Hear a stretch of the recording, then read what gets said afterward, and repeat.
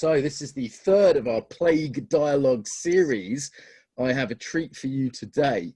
We have Rachel Blackman, somatic educator, Adam Wilder, multifaceted intimacy trainer and togetherness person, Alexandra Vilvovskya, embodiment teacher from Russia, Frey Faust, the founder of the Axis syllabus, Philip Shepherd, author and connecting the embodiment to the environment.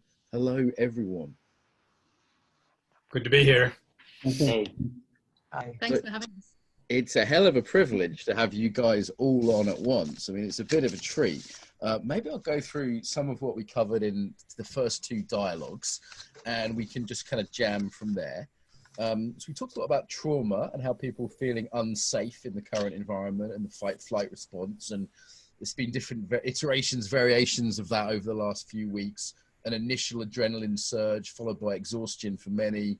We talked about community, how local communities were coming together, as well as the sort of selfishness we tend to see on the news, you know, someone stealing all the toilet roll or whatever. We've also seen a lot of local community building and international community with people online connecting, like the embodiment circles and this kind of shared threat.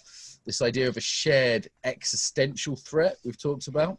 I also talked quite a lot about touch and how this might impact touch culture, that there's a lot of people now showing up at embodiment circles who haven't had touch in a week or two at all. You know, people that are totally isolated on their own. We talked about culture on the last one. We've talked about sort of the global pause, the internet getting its body. So many great topics. I should also place this, currently it's Sunday the 29th of March. This is all moving pretty quickly. Give me a thumbs up if you guys are all well. Rachel asked me how I am. I said 80% well and 100% on purpose.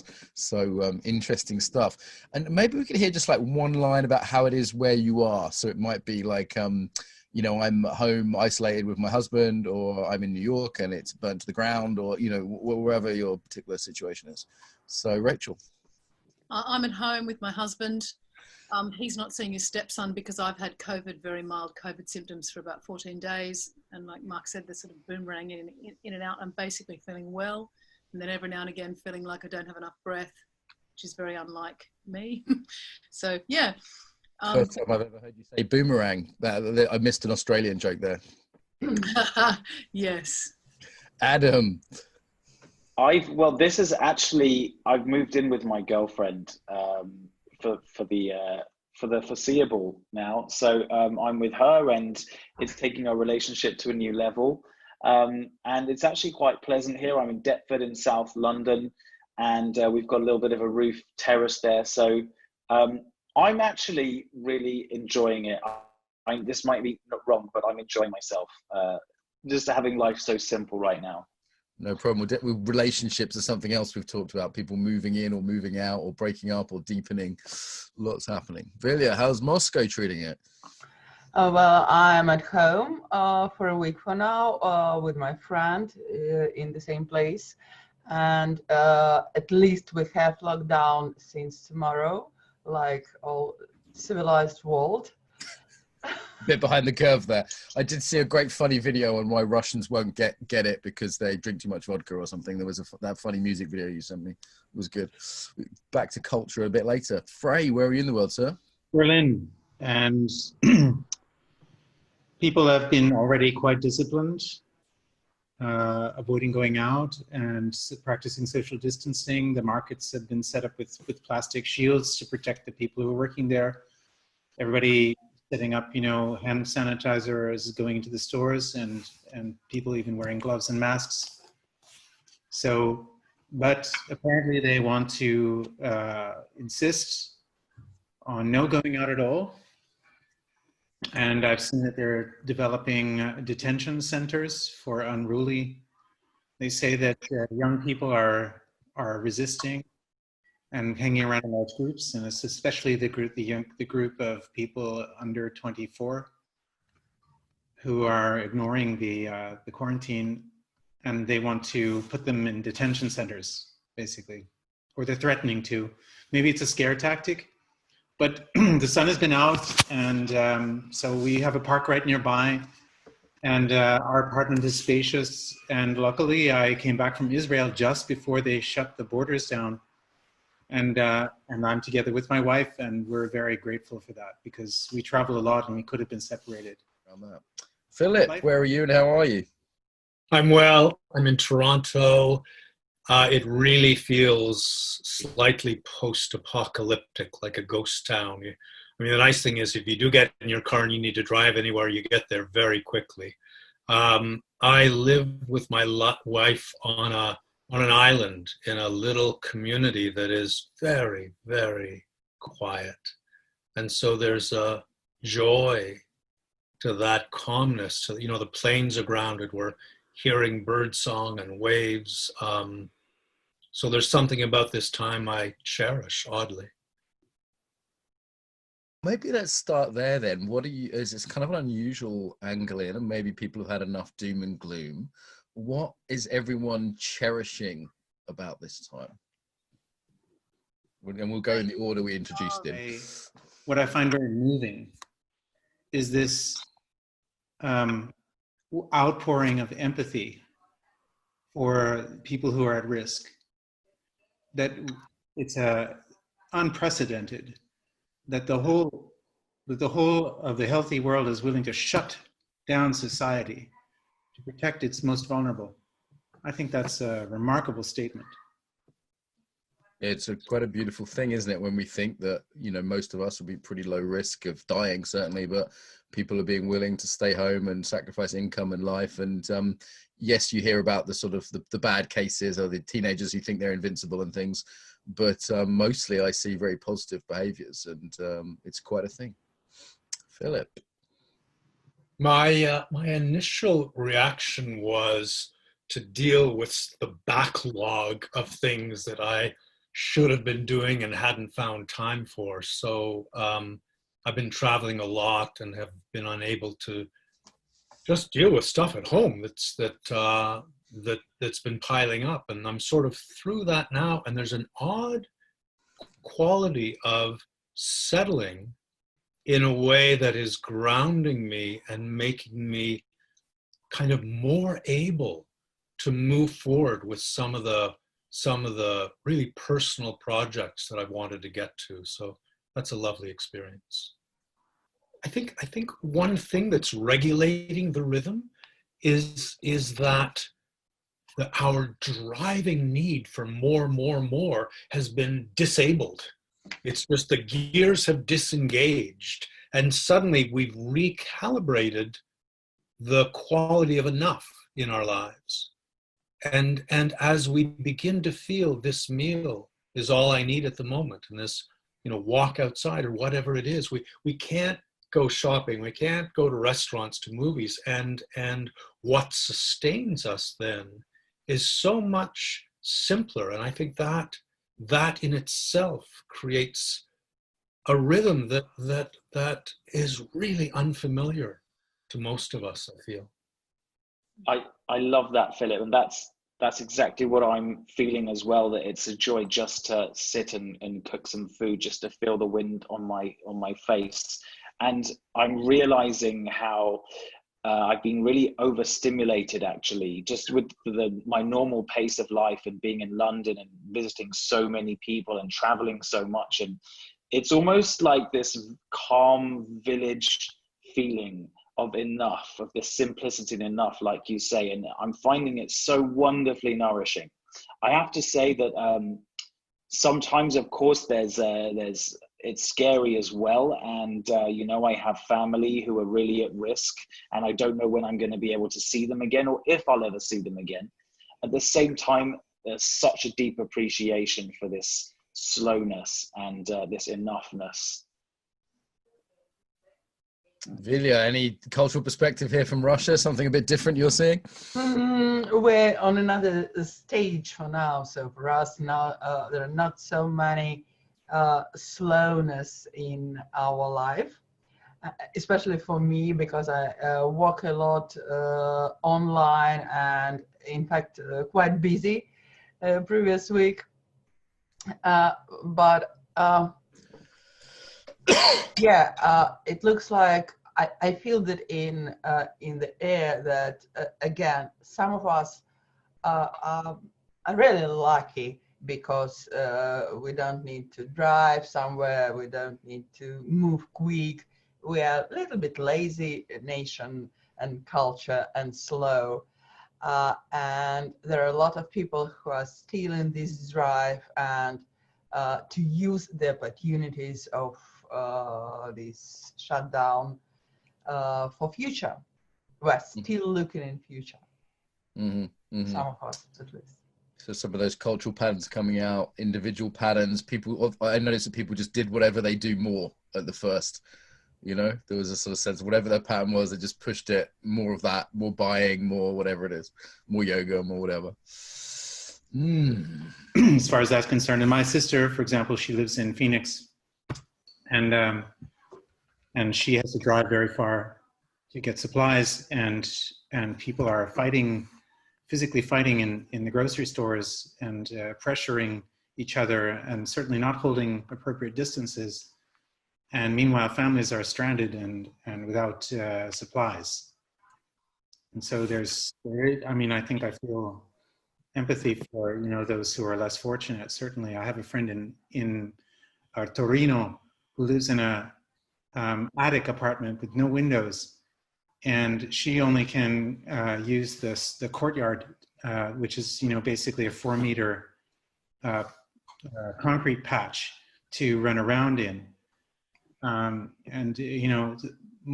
of my Italian friends are completely isolated from anyone else and living in very uncomfortable circumstances, and talking to them and watching them cry, just from the pure isolation and just the angst of being shuttered without sunlight. And after winter, when vitamin D is such an important system regulator for the immune system also, I think there's cause for concern.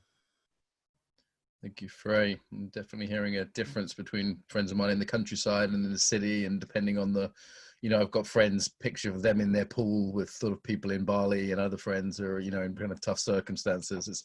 We're quite particular situations. My house has never been so ordered and so clean either, in terms of spending time here and really getting to know my own house and, okay, how do I want things? Amazing. Yeah. The thing I noticed somatically that changed in my rhythm recently is I went from, like, about a week ago, I was in this place of going, save the world, can't focus on my work, save the world, can't focus on my work. So I don't know if anyone resonates with that, this sense of how do I solve this problem for the world, and I can't even concentrate on my work, which is of course a nervous system hyper arousal response.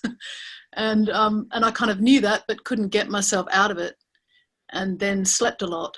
And now I feel like I'm emerging a bit, like Philip said, I sort of feel like I've come through some membrane into a different place inside myself where it's much quieter and much more settled and more resourced, and the resource feels like a more sustainable kind of resource. What about this relationship to authority then? Because I'm seeing, Frey pointed to some of this a little bit. So I saw the first graffiti. I've got friends that are on a spectrum from hardcore conspiracy theorists to totally conventional people. And first of all, the only thing in the news is COVID. It's very hard to find anything else that's going on. So part of me wonders what else is happening under the table. And all my very alternative friends are still, most of them are still posting things sort of saying, do what the government says, mainstream media is wonderful. And I think this is the same person that, normally is complete anarchist. And this relationship to authority is being forced on us. Like, we have rules now. And in Britain, it's relatively sort of gentle and benign currently. I'm hearing in Germany, it might not be. I know in Munich, people aren't allowed to leave the houses. And, there's this tension between, I want to do what helps society and keeps old people safe and supports their health services. And simultaneously, whoa, we're in a police state now. How did that happen? Anyone got any thoughts on this this weird removal of our freedom that most of us have bought into?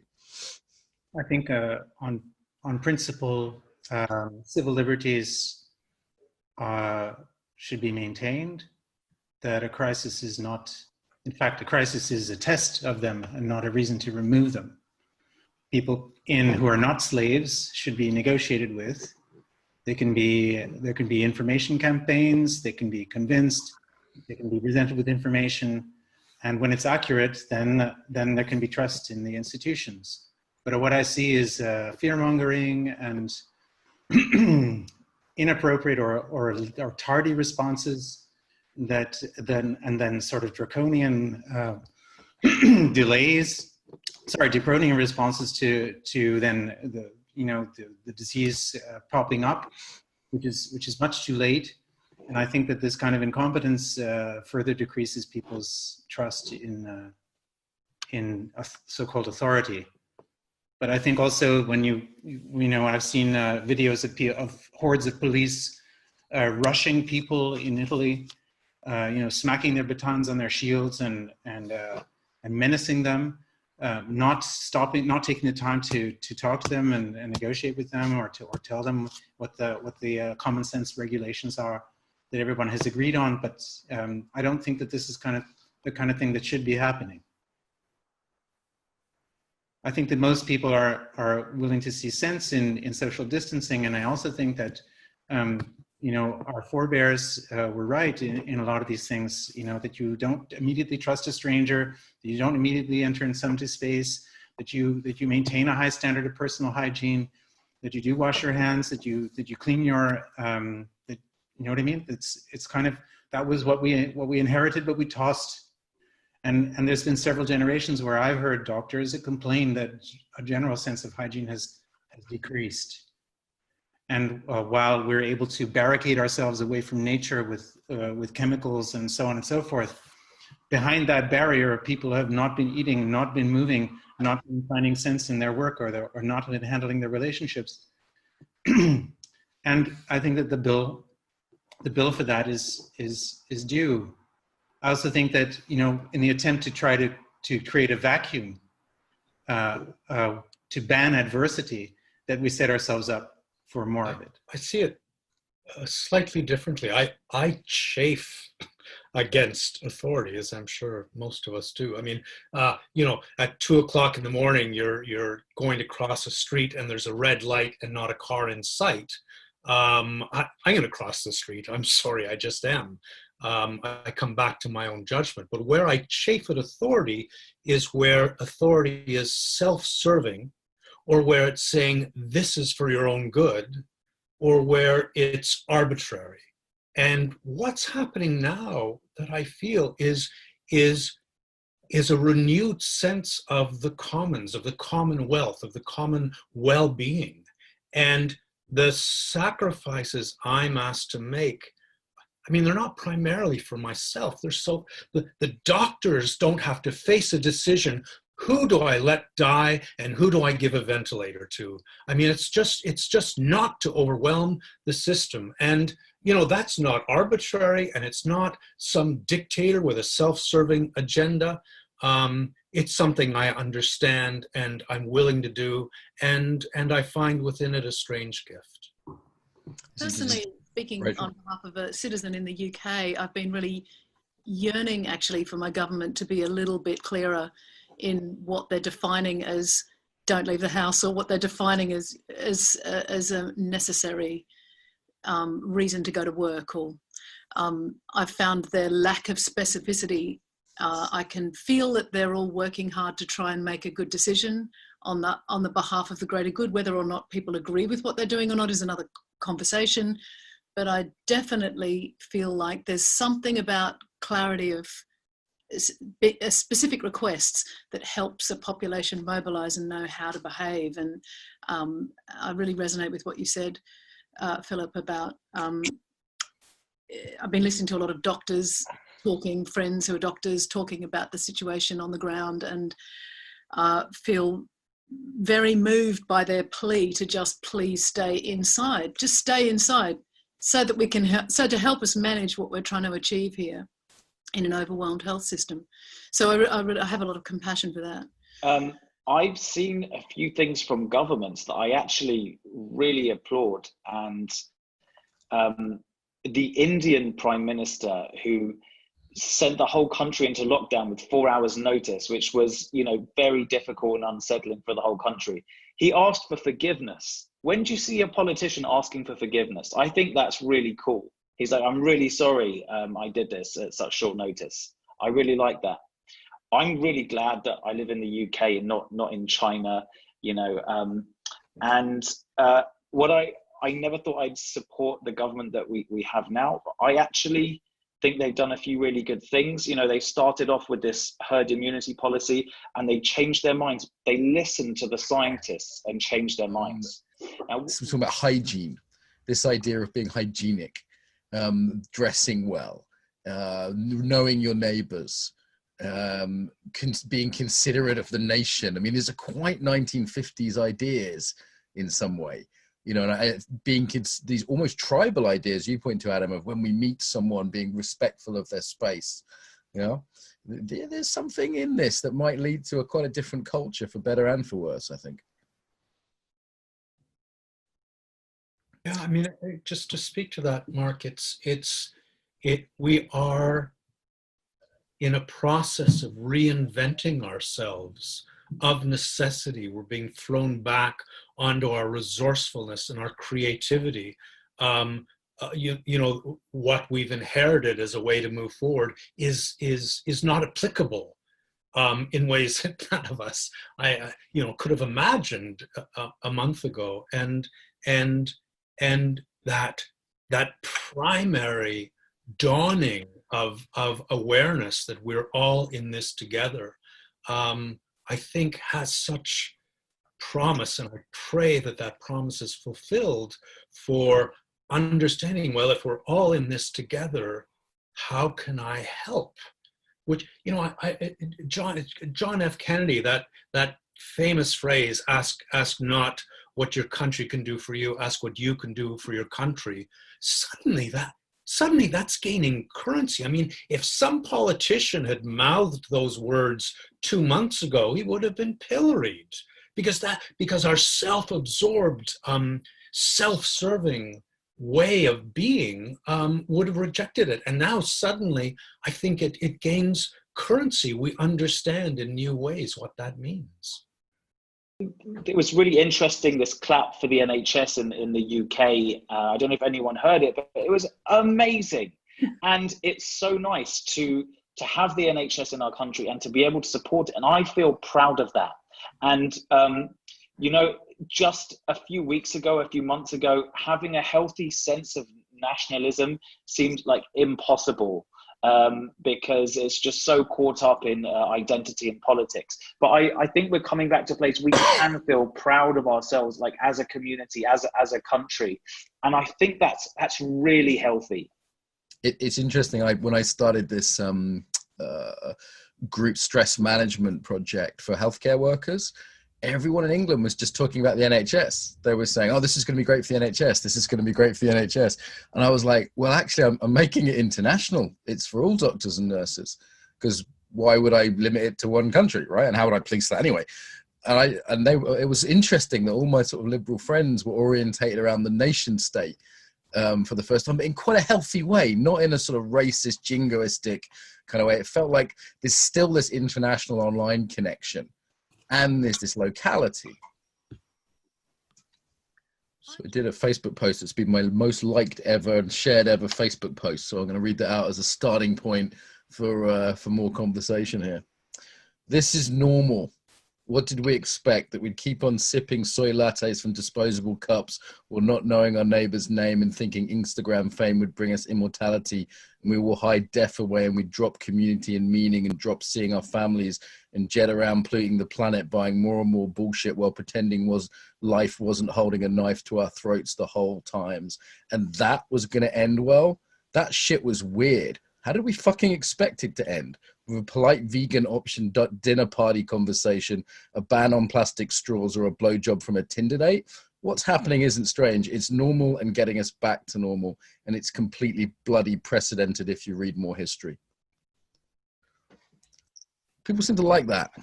I said something I wrote before going to bed one night. Well, thing. What the fuck's everyone worried about this? It's kind of, this is normal. We're getting back to a normal situation where you know your neighbors and have priorities and don't worry about stupid things. Are there impacts on embodiment, as this is the Embodiment podcast? What are you noticing? What are you feeling, if you kind of feel into it? I've been doing dialogues with the COVID thing because I think I have a mild version of it, and I've been trying to have little conversations with it as I'm drifting off to sleep, see if it's interested in a conversation, and it's a very weird unknown thing. I can feel my body going, don't understand this, don't understand. It's not familiar. It's not a familiar pattern in my body. It's alien, isn't it? Yeah. I'm used to being ill. I'm used to, flu or this feels weird, like something engineered or something alien or something fresh. It's got a different feel to it than stuff I'm used to. I just keep warning you. I said, listen, you've got Walsh. You should be worried, Mr. COVID. How's that going? It's good. It's good. We're coming to an understanding now. I have to rest more. I'm trying to listen when it's saying just go down, like put yourself down. Put yourself down. So I sort of slept for 3 hours in the middle of the day yesterday, which I never do, and that feels like it helps. I don't know. Working it out as I go. I read something today that it's not a living thing. It's like it's inert. It's just a bit of a protein, and that has changed my relationship with it a little bit as well. It's like it's just doing its thing, like sand just does its thing and water just does its thing, and here's this thing just doing its thing, and I found that quite interesting. Yeah, some scientists don't classify viruses as life. So weird. I had a pet tapeworm for a while inside me after I got back from Ethiopia, and I was on good terms with Timmy the tapeworm. Me and Timmy were quite intimate. I was quite sad when eventually Timmy died. I chemically killed him, of course, but this feels like quite a different relationship. This can be quite far out for some of our listeners, but I rather like it.